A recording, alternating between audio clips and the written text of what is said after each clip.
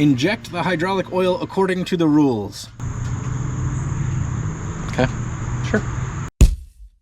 Ladies and gentlemen, welcome back to Between the Sharks. We're going to do a short video on the MPS 300.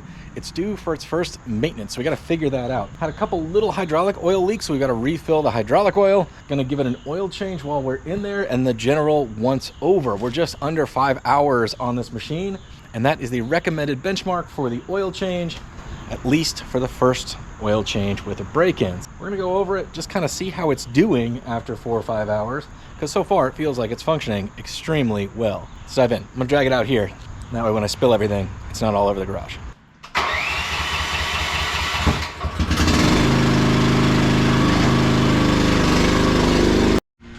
So that is much lower than I want it to be, and you can see it's leaked all down here because I had some loose fittings right here in the accessory line. I don't know if they're still leaking. We'll have to clean stuff out and see what's not tight. We'll be firing this thing up sooner than later, so I'll clean it all out and see if I can figure out where the Earl is going. Tricky thing about hydraulics is I've got a lot of stuff extended, which means I don't want to fill it up to full. I should have showed you before I lifted the arms because it wasn't nearly as low as it appears to be now, but that's because that hydraulic fluid is now holding the machine in this position. So what we may need to do is pop the plate off, lower everything down, and then have a better look at it. Maybe we can see if this is leaking too, because clearly it's the source of the problem.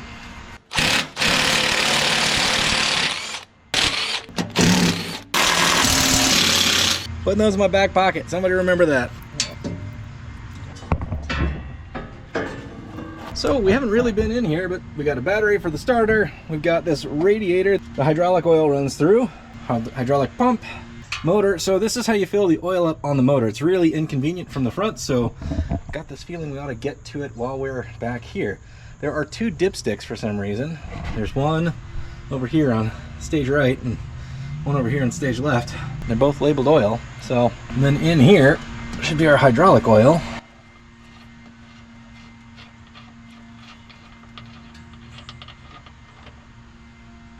It's going to appear lower than it really is. So let's go ahead and lower the arms, release all the hydraulics, and then we'll have a look-see and see how full or not full it is. I'm going to move the controls so there's no... Should release everything. She's still a little low. That's all the clue we get, gang. Inject the hydraulic oil according to the rules. Okay, sure.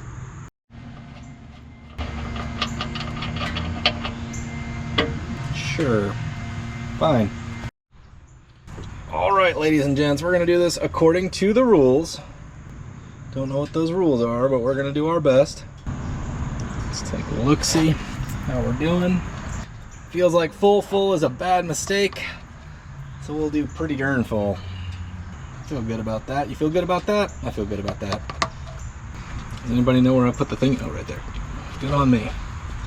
Get back on there, little buddy. I do store this thing inside and plan to, because it costs more than pretty much every car I own. Looking around in here, there is no good way to change this oil. It's just going to make a huge mess.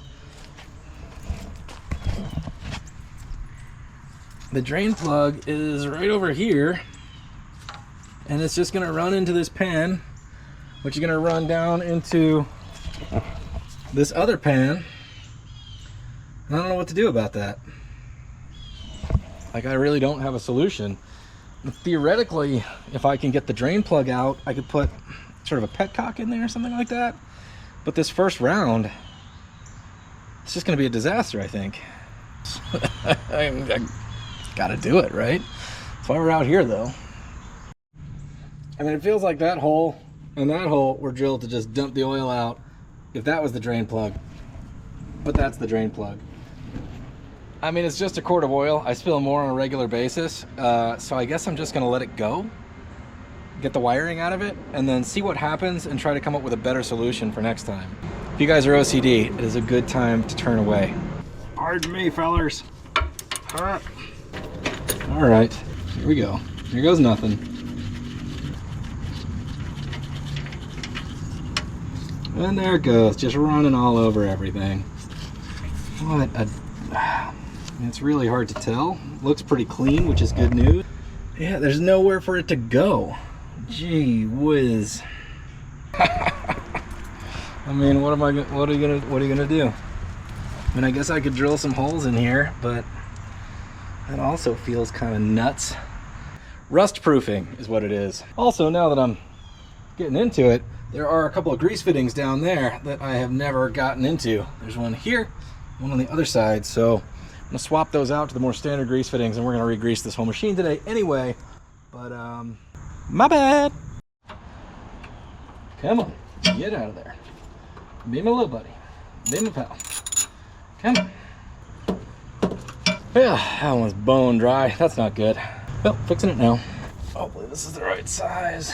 When I was at the hardware store, I just started buying everything I could metric in the hopes that it would fit. All right, a lot of these grease guns have these adjustable doodabbers here on the end. So if your grease gun keeps popping off your fitting, you gotta jam it on the fitting and then tighten it down. This one's real finicky like. It doesn't have a happy medium. It's either the hell on there or not interested at all.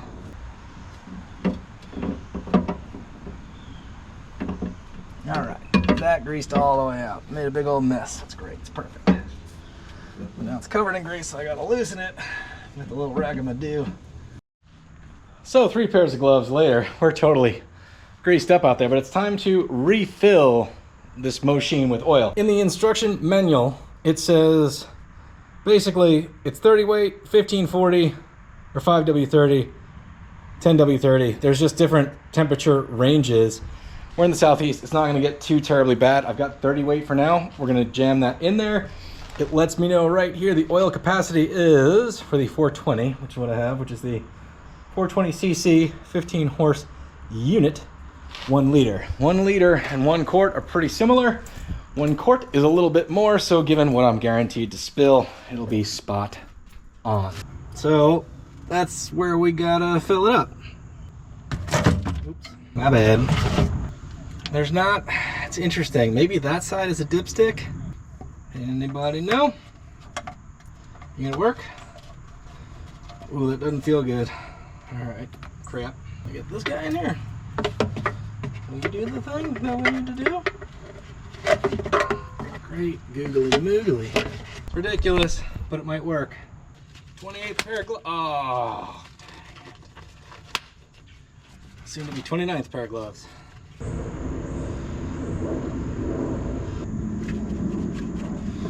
All right, that's all of it. You can reach this from the front side, but I don't know if you could fill it from the front side. All right, now that I'm in the land of hot dog fingers with gloves that are too small to fit, especially over sweaty hands, I think it's time we drive this thing over to the hose and just give it a once over. She's looking much more worse for wear than she really is because, well, I haven't rinsed it off. All right, this is unlikely to be very successful, but that's never stopped me. Let's just jam some of that oil be gone. This isn't the duct cleaning kind, so I don't know how well it'll do. Do our best bikini car wash over here.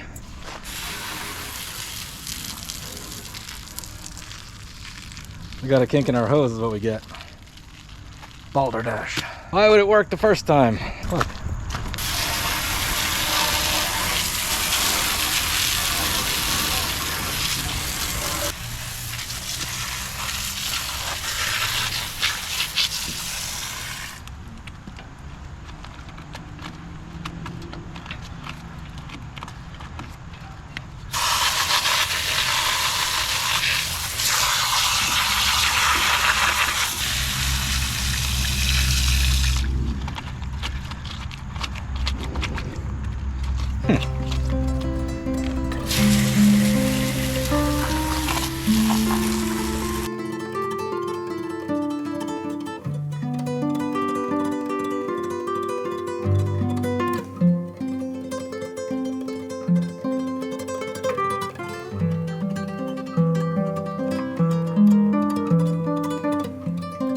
All right, team, she's cleaned up a little bit. I had no idea how much mulch was actually jammed in here from our mulch moving project. And yeah, I got a lot out.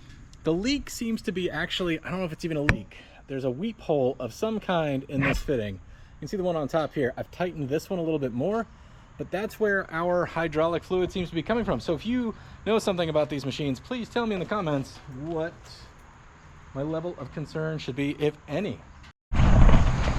So no bright ideas have struck yet as to how to handle the oil changing issue. This may just be our lot in life. Rust proofing the undercarriage. There's a bunch of soap and stuff mixed in. Can't say I'm happy about the situation, but it's not the kind of thing that keeps me up at night. If you figured this out, also put that in the comments. Now I just gotta bang this cover back on, which I did not wash. Let's see how many bolts I lost. All right, so I just put all the bolts back in. While I was doing that, I was like, I don't need all these bolts. I'm gonna pitch half of them in the toolbox. It occurs to me right now that that plate is probably a very structural element to this contraption, holding the sides and the top and everything all from flexing itself apart, because this thing is extremely strong for its weight. So I do believe it would be strong enough to shred itself if you gave it the opportunity. So I've only had this thing about 6 months, and in the 6 months I've only put 5 hours on it, but there's a couple reasons for that. Learning curve, being precious about a new machine, not wanting to break it, and then, you know, gradually learning how to make it useful around here. And more I find myself just jumping on it and pushing things around or using it to do all sorts of tasks that I would normally do with my back. So as I get more comfortable with it and more used to it, I start to think, oh yeah, I'll go grab the mini skid steer and we'll just go take care of whatever I need to take care of. So under 4 grand for this thing. I haven't gotten my money's worth out of it yet, but just about. And I'm only about 4 working hours in on this motor. There is so much to do on this property that this thing is great for. Like every other tool, the more I use it, the more ways I can think to use it. As far as its function, it's been relatively flawless, except for that tiny little leak, whatever that is, fires up every time. Tiny bit of choke, knock the choke back off, and Bob's your uncle. You're off to the races doing whatever it is you need to do. But this is probably one of those tools, if you are thinking about buying it and you are seeing the utility in it, you may as well either start saving or just peel off the dough, because the sooner you have it, the more time savings and back savings you're going to get out of it. That's my little opinion. My time is worthless, means I don't place a monetary value on it, because that's just not how I function in my non-work life. However, my time is not endless, so being able to do something a little bit more efficiently, even if it costs a little bit of money, allows me to spend my time doing more things that I like to do. And it's actually really fun to use. So good luck on your projects out there. If you're considering buying one of these, I hope it helped. If it helped, I hope you consider subscribing, because that would help me out an awful lot. And we will see you next time on Between the Sharks when we do something. Adios.